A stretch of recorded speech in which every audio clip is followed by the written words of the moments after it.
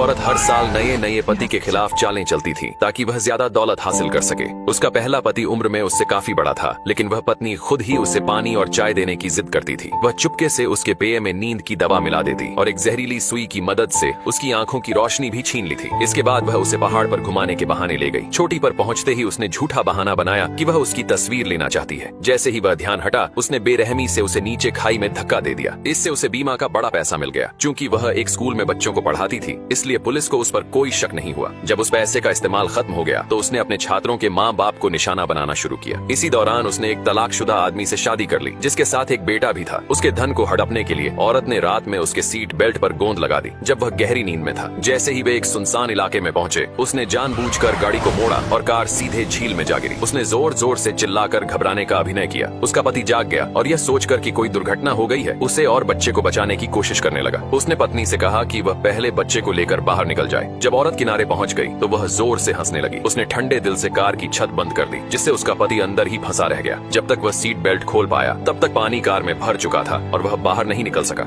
आखिर में वह वहीं डूब गया। उसके अंतिम संस्कार के दिन औरत बिना समय गंवाए दूसरे पुरुषों पर मुस्कुराने लगी। ये नजारा उसकी सास ने देख लिया। उन्हें तुरंत शक हो गया कि उसके बेटे की मौत के पीछे जरूर उसकी बहू का हाथ है। उन्होंने गुस्से में आकर बहू से सामना किया, लेकिन वह चुपचाप मासूम बनने का नाटक करती रही। कुछ ही समय बाद औरत ने अपनी सास पर केस कर दिया और सौतेले बेटे की कस्टडी मांगने लगी। बेटे की मौत से टूटी हुई वह बुजुर्ग महिला अब अपने पोते को भी खोने वाली थी। कोर्ट में वह अपना गुस्सा नहीं रोक सकी और खूब चीखी चिल्लाई, लेकिन औरत लगातार मासूम बनने का ढोंग करती रही। उसे लगा इससे वह अदालत में जीत जाएगी, लेकिन न्यायाधीश ग्वांगना को कुछ गड़बड़ महसूस हुआ। उन्होंने औरत का नाम एक शीशे में लिखा और उस नाम के साथ ही उसके सारे गुनाह सामने आ गए। असल में ग्वांगना कोई आम जज नहीं थी। वह नर्क से आई एक दैवीय न्यायाधीश थी, जो पापियों को उनके कर्मों का फल देने के लिए इस धरती पर भेजी गई थी। उसी रात ग्वांगना ने औरत को कॉल किया और बताया कि उसने उसके सभी जुर्मों के सबूत इकट्ठा कर लिए हैं और उसे उसी झील के पास बुलाया जहां उसने अपने पति की हत्या की थी। डर के मारे वह झील पर पहुंची, लेकिन वहां उसने जो देखा उससे उसका खून जम गया। झील के बीचों बीच से उसका मरा हुआ पति अपनी कार समेत उसकी ओर आता दिखाई दिया।